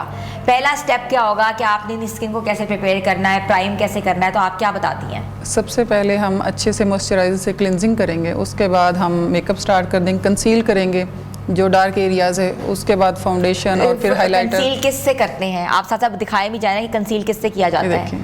अच्छा, ये डार्क से किया जाता है। डार्क से किया जाता है। ठीक है, तो इसमें डार्क एरियाज में या पिगमेंटेशन हो, किसी के स्पॉट्स हो, उन पे लगा लेते हैं। फिर उसके बाद अच्छा सा फाउंडेशन लगाते हैं और ब्लेंडिंग बहुत अच्छी होनी चाहिए। फाउंडेशन जो है कौन सा लगाना चाहिए? सर्दियां हैं, ये बताएं कि लिक्विड फाउंडेशन लगाना चाहिए, मैट लगाना चाहिए या वाटर बेस्ड लगाना चाहिए? क्योंकि अक्सर लोग स्टिक्स लगाते हैं, अक्सर लोग जो है वो स्किन पे भी डिपेंड करता है। ठीक है, हाँ जी। ड्राई स्किन हो तो हम ये लिक्विड ज़्यादा यूज़ करते हैं, अगर किसी की ऑयली स्किन हो तो उस पर स्टिक भी यूज़ कर लेते हैं। स्किन को प्रिपेयर करते हैं, ठीक है, पहले। उसके बाद हम बेसिस का यूज़ करते हैं और सबसे बढ़ के जो है ग्लॉसी करने के लिए हम हाइलाइटर यूज़ करते हैं। ठीक है। अच्छा, अक्सर लोग जो है वो बेस के अंदर ड्रॉप्स डालते हैं, शाइनर डालते हैं, वो क्यों डालते हैं? वो भी ग्लॉसी दिखाने के लिए, बट हर एक का अपना मेथड होता है। मैं इसके हाइलाइटर के साथ ही ज़्यादा करती हूँ। ठीक है, तो आप लिक्विड जब भी इस्तेमाल करती हैं या बेस लगाती हैं तो उसका तरीका क्या होता है? सिंपल मेथड, सबसे पहले इससे कंसील किया, फिर उसके बाद हमने कोई भी अच्छा सा कलर करेक्ट ये फाउंडेशन है जैसे ये लगा लिया। इसके बाद हम अच्छा सा फिक्सर, ये देखें जैसे ये है फिक्सर लगा लेंगे, डस्ट आउट करेंगे। उसके बाद मतलब कंटूरिंग की हमने नॉर्मली जैसे मेकअप होता है। अच्छा, तो फेसेस जो होते हैं वो कितने मैटर करते हैं? क्योंकि अक्सर कहते हैं कि हुडेड आइज़ के ऊपर ज़्यादा ग्लॉसी ना किया जाए, बड़ी आंखों पे ग्लॉस अच्छा लगता है, या आपकी चीक बोन्स जो हैं वो अगर अपलिफ्ट हों तो ज़्यादा अच्छा लगता है, अगर हैवी हों तो ज़्यादा ग्लॉस नहीं करता, क्योंकि आपकी तस्वीरें जो हैं वो बहुत फिर डिफरेंट आती हैं। तो आप क्या सजेस्ट करती हैं? मैं यही सजेस्ट करती हूँ कि ग्लॉसी मेकअप जो है वो हर फेस के लिए, हर फेस? हाँ जी, हर स्किन टाइप पे अच्छा लगता है। ठीक है। अच्छा, तो और इसके साथ साथ लिपस्टिक्स को कैसे ग्लॉस बना सकते हैं? मैट में लिपस्टिक ज़्यादा चल रही हैं। उसके बाद अगर किसी की डिमांड है तो हम ग्लॉसी कर देते हैं, वरना मैट में ज़्यादा लेते हैं लिपस्टिक्स। मैट में लिपस्टिक ज़्यादा चल रही हैं, ठीक है। तो मैट में जो लिपस्टिक्स चल रही हैं उसमें कौन कौन से शेड्स चल रहे हैं? ब्राउन, न्यूड में ज़्यादा चल रहे हैं, ब्राउन है, पिंक है। आजकल ब्राइड्स भी लेती हैं, बट ये एरियाज़ पे डिपेंड करता है। और इसके साथ साथ मैं ये भी बताना चाहूँगी कि अपनी ग्लॉसी स्किन रखने के लिए अपना इंटेक ज़्यादा अच्छा रखें, ताकि स्किन अच्छी होगी तो मेकअप नेचुरली अच्छा होगा। लेकिन आजकल तो कहते हैं ना कि जो ग्लॉसी है वो जो हुस्न है वो आपके मेकअप आर्टिस्ट के हाथ में है, आपके अपने हाथ में तो नहीं है। जी जी, नो डाउट, हम कर देते हैं, बहुत अच्छा खूबसूरत बनाते हैं नेचुरली, कम मेकअप और ज़्यादा खूबसूरती। अच्छा, जी, तो ग्लॉसी मेकअप के साथ जो है हेयर स्टाइल्स कैसे होने चाहिए ये भी बताएं। वो वैसे तो ओपन में ज़्यादा लेती हैं आजकल, ओपन में ज़्यादा चलता है, जैसे कि आपने भी लिया हुआ है स्ट्रेट हेयर्स, कर्ल्स, ये हर हेयर स्टाइल चल जाता है। ठीक है, शादियों का सीज़न आगे शुरू होने वाला है, तो आप 5 ऐसी टिप्स बताएं जिससे आपका मेकअप जो है वो फिक्स रह सके और फिक्स रह सके, क्योंकि आजकल एक शादी तो होती नहीं, एक दिन में 2 इवेंट्स भी आपने ऐसा होता है। मैं मेकअप करती हूँ, ब्लेंडिंग अच्छी होनी चाहिए सबसे पहले मेकअप की, ठीक है, ब्लेंडिंग अच्छी होगी तो अक्सर क्लाइंट्स आके बोलती हैं कि हम 2-2, 3-3 इवेंट्स मतलब अटेंड कर लेते हैं। अच्छा, अटेंड कर लेते हैं आप? अगर मेकअप करती हैं 2-3 इवेंट्स कर लेते हैं, ब्लेंडिंग अच्छी होती है। आप क्या यूज़ करती हैं जो कि आपका मेकअप फिक्स रहता है? प्रोडक्ट्स भी अच्छी यूज़ करती हूँ, इसके साथ साथ ब्लेंडिंग अच्छी होती है, आइज़ की, हर चीज़ की, मतलब अच्छा हो जाता है। अच्छा, ठीक है। अच्छा, आगे आने वाले दिनों में या कि कुछ में अभी कल आई थिंक 2-4 हफ्तों में ही शादियां जोर पकड़ स्टार्ट हो जाएंगी, तो कौन कौन सी जो लुक्स हैं वो और ट्रेंड में आ रही हैं? आप कहाँ से लुक्स आप लोग डिफाइन करते हैं, क्योंकि हर साल का एक ट्रेंड चेंज होता है। पिछले साल टेराकोटाज इन थे, उससे पिछले साल जो था वो आपके ब्रॉन्ज मेकअप इन हो गए थे, पिंक मेकअप इन हो गया था, नो मेकअप लुक इन हो गई थी। तो इस साल जो है वो कौन सा मेकअप जो है वो शादियों के हवाले से अगर हम बात करें तो होगा? ग्लॉसी ट्रेंड में ही रहेगा, ग्लॉसी का ट्रेंड है और वही रहेगा तकरीबन। आजकल ब्राइड्स की जो डिमांड आ रही है, बुकिंग्स आ रही हैं, वो ग्लॉसी लुक की ही हैं, इसी को देख के ज़्यादा डिमांड करती हैं। ठीक है। लिपस्टिक के फिक्सर्स कैसे यूज़ किए जाते हैं, कैसे लगाए जाते हैं? क्योंकि फिक्सर्स भी बहुत ज़रूरी होते हैं। अक्सर ये देखा कि रेड लिपस्टिक जो है वो ब्लीड हो जाती है, जी। वो बहुत ज़्यादा फैल जाती है, तो उसको आप कैसे फिक्स करती हैं? उसको हम लिपस्टिक फिक्सर से, मतलब जैसे ये होता है लाइक दिस, ये लिपस्टिक फिक्सर है, लिपस्टिक लगा के पहले अच्छी सी ब्लेंडिंग करके फिर हम लिपस्टिक फिक्सर कोई भी अच्छी सी कंपनी का तो उसके बाद फिक्स कर देते हैं। फिक्स कैसे? पाउडर से किया जाता है, सेटिंग स्प्रे से किया जाता है? सेटिंग स्प्रे से कर देते हैं। सेटिंग स्प्रे से किया जाता है, ठीक है। खुद अगर आपने मेकअप करना हो तो कैसे 5-10 मिनट में हम तैयार हो सकते हैं? सबसे पहले क्या करेंगे, दूसरा क्या करेंगे? आपके पास प्रोडक्ट पड़ी, आप दिखा सकती हैं क्या स्टार्ट करेंगे, कैसे स्टार्ट करेंगे? जी, अच्छा सा फाउंडेशन लेके सबसे पहले कंसील करते हैं, कंसील करती हूँ, फिर अच्छा सा फाउंडेशन लेके फिक्स किया, फिक्सर लगाया, फिर उसके बाद ब्लश किया, लिपस्टिक लगाई और बस तैयार। आप तो बस जल्दी से हाँ जी हो जाता है। हाँ जी जी हाँ। तो अच्छा, ये तो आपने कर दिया ना कि मेकअप जो है कैसे लगाना है, मगर मेकअप रिमूव जब करना हो तो वो कैसे किया जा सकता है और कौन कौन सी रेमेडी इस्तेमाल कर सकते हैं हम? अच्छे हाँ जी, सबसे पहले तो यही है कि रात को लाजमी तौर पे मेकअप अपना रिमूव करके सोएं और अच्छे से क्लिनजिंग मिल्क से क्लिनज करके, टिश्यू से रिमूव करके और मेकअप क्लिनज करके लाजमी सोएं। ठीक है। इसमें क्या योगर्ट का भी इस्तेमाल किया योगर्ट का इस्तेमाल किया जाता है, मिल्क का भी यूज़ कर सकते हैं क्लिनजिंग करके। अक्सर अगर लोगों की स्किन जो है वो ऑयली है तो वो मिल्क इस्तेमाल करना ठीक है उनके लिए? जी एक्ने नहीं होती इससे? No issue. अच्छा, हाँ जी, ठीक है।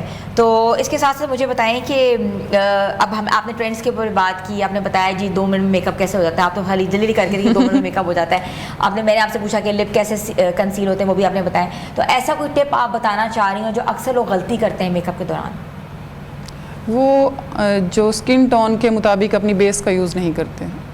हमें हर एक को अपने स्किन टोन के अकॉर्डिंग बेस का यूज़ करना चाहिए। जैसे कर सकते हैं? मैं बताती हूँ आपको, अगर डार्क स्किन है तो उसके लिए अलहदा से नंबर होता है, अलग से होता है, और अगर फेयर में है तो हमें दूसरी बेस का यूज़ करना चाहिए। मतलब इनके ना नंबर्स होते हैं, आइवरी होता है 38 नंबर होता है, 45। नेचुरल की तरफ जाना है, हमने किस साइड पे जाना है, मतलब अपनी स्किन टोन के अकॉर्डिंग हमें अपनी बेस की सिलेक्शन करनी चाहिए। ठीक है, बेस अच्छी होगी, सिलेक्शन अच्छी होगी तो हमारा कहते हैं ना कि स्किन को देखना पड़ता है, तो क्या कहाँ से आप रूल आउट करते हो? इधर से रूल आउट करते हो, इधर से करते हो, गर्दन से रूल आउट करते हो? इधर से करते हैं। अच्छा, अक्सर लोग कहते हैं कि यहाँ से रूल आउट करते हैं क्योंकि पाम से होता है आपका, ये वो जो अंडरटोन होती है ये वही होती है जो आपकी स्किन की होती है। जी जी, नहीं इधर से भी कर लेते हैं और इधर से भी कर लेते हैं। अच्छा, ठीक है। पाकिस्तानी मेकअप जो ख़वातीन है वो मेकअप बहुत ज़्यादा लगाती हैं। जी जी, तो आप क्या सजेस्ट करती हैं उनको कितना मेकअप लगाना चाहिए? क्योंकि ये कहते हैं कि क्या तुम केक बनाई हो, क्या पेस्ट्री बनाई हो। अक्सर लोग कहते हैं कि पार्लर से निकलती हो तो अजीब भूत लगती हो, तो आप क्या समझते हैं? अच्छा, मेरी स्पेशलिटी भी यही है, मैं कम मेकअप में ज़्यादा खूबसूरती देती हूँ, नेचुरल की तरफ ज़्यादा जाते हैं, और नेचुरल जितना मेकअप कम होगा उतनी ज़्यादा खूबसूरती आती है। ठीक है। और रैशेज़ अगर हो जाए तो क्या करना चाहिए? रैशेज़ हो जाएँ तो नीट कर ले स्किन। अच्छा, नीट कर लें। Thank you so much. हमारे साथ मौजूद थी शगुफ्ता मुरसलीन, जो कि पाकिस्तान की अभी उन्होंने रिसेंटली अपना एक मेकअप स्टूडियो खोला है और अभी उन्होंने काम स्टार्ट किया है, बट आहिस्ता आहिस्ता जो है वो ऑटोमेटिकली जो है ना, कहते हैं ना कि मेकअप ट्रेंड्स के बारे में उन्होंने बताया है कि आजकल जो डिमांड है लोगों की वो है ग्लॉसी मेकअप, और ग्लॉसी मेकअप के लिए प्रोडक्ट्स का इस्तेमाल करना बहुत ज़रूरी होता है। और ग्लॉसी प्रोडक्ट जो है मार्केट में अवेलेबल हैं और डिफरेंट ब्रांड जो है डिफरेंट मेकअप्स के जो ना उन्होंने अपने अपने प्रोडक्ट्स निकाले हुए हैं, मगर अपनी अंडरटोन के साथ साथ अपनी स्किन टाइप के साथ साथ आपको ये जानना बहुत ज़रूरी है कि आप कौन सी प्रोडक्ट इस्तेमाल कर रहे हैं, कैसे यूज़ कर रहे हैं। और हम अपने शो में बिल्कुल आपको ट्यूटोरियल्स भी दिखाएंगे, दैट्स वेरी इंपॉर्टेंट, कि ट्यूटोरियल्स जो के ज़रिए ना कि आप देख सकते हैं कि कैसे अपना मेकअप कर सकते हैं। तो ये हमारे साथ खानेवाल से तशरीफ़ फरमा थी शगुफ्ता मुरसलीन, जो कि खानेवाल का एक स्टाइल बता रही थी, मगर हर सिटी का एक अपना स्टाइल होता है ऑटोमेटिकली, मगर जो ट्रेंड है वो आजकल ग्लॉसी मेकअप का इन है। छोटी सी ब्रेक ले रहे हैं, ब्रेक के बाद हम वापस आ रहे हैं। आप देख रहे हैं न्यू पाकिस्तान।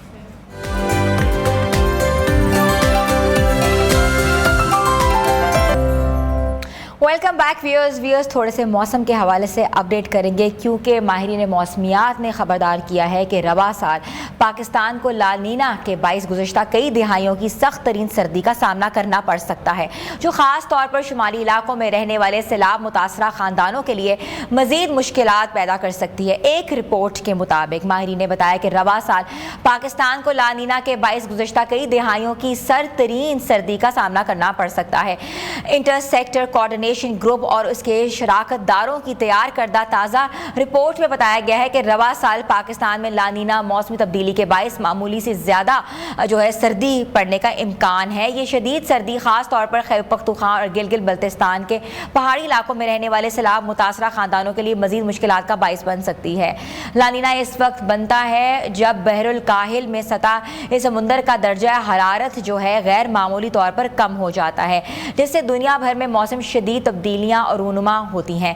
अक़वाम मुत्तहिदा के इंसानी अमूर के इदारे ऊचा की जानिब से अक्टूबर की जारी करदा मौसमी पेशन गोई में कहा गया है कि एल नीनो और इंडियन ओशन डायपोल के कदरे मनफी मराहिल पाकिस्तान में बारिशों को मुतासर करेंगे। रिपोर्ट के मुताबिक शुमाली पंजाब, खैबर पख्तूनख्वा और आज़ाद कश्मीर, गिलगित बल्तिस्तान में मामूल से कम बारिशें मुतवक्के हैं, जबकि जनूबी इलाकों जैसे सिंध, बलूचिस्तान और जनूबी पंजाब में बारिशें मामूल के मुताबिक रहने का इम्कान है। रिपोर्ट में मजीद कहा गया है कि इस मौसमी रुझान के मुमकिन असरात के खरीफ फसलों की कटाई के दौरान तूफ़ानी बारिशों से रुकावट, जमूदी पानी में डेंगू के फैलाव का खतरा, बालाई इलाकों में ग्लेशियर्स झील फटने के इम्कानात में इजाफा, दरियाओं में पानी की कमी, आपाशी के निज़ाम पर असर, मैदानों में स्मोग और फ़िज़ाई आलूदगी में इजाफा और जानवरों की सेहत और चारे की दस्तयाबी पर मनफी असरात शामिल हो सकते हैं। रिपोर्ट में यह भी निशानदी की गई है कि सैलाब के बाद की सूरत हाल ख़राब होती जा रही है, जबकि हुकूमत और इमदादी इदारों की सलाहियत भी कमज़ोर पड़ती जा रही है।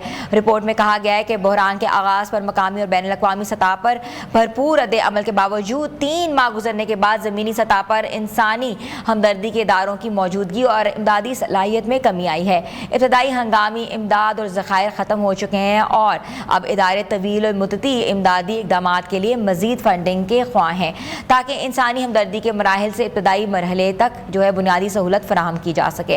रिपोर्ट में सबसे ज़्यादा तशवीश माश के तवील और मुद्दती नुकसान पर जाहिर की गई है, जो बहाली और ख़ुद कफ़ालत के लिए ख़तरा बन चुका है। व्यूज़, ये जो मौसम आने वाला है इससे बचाव के लिए भरपूर तरीके से इंतज़ामात किया जाए। ख़ास तौर पर अगर बच्चों और बुज़ुर्गों की बात की जाए तो ख्याल रखना हम सबका काम है और देखना यह है कि ये जो मौसम है ये किस सिमट बैठता है। आज का शो कैसा लगा, अपना फ़ीडबैक ज़रूर दीजिएगा। आपका फ़ीडबैक हमारे लिए बहुत पॉजिटिविटी लाता है। हमारे कंटेंट पे कमेंट करें अच्छे से, और मिलेंगे कल नए प्रोग्राम के साथ। अपनी होस्ट हिना सलमान को इजाज़त दें, तब तक के लिए अल्लाह हाफ़िज़।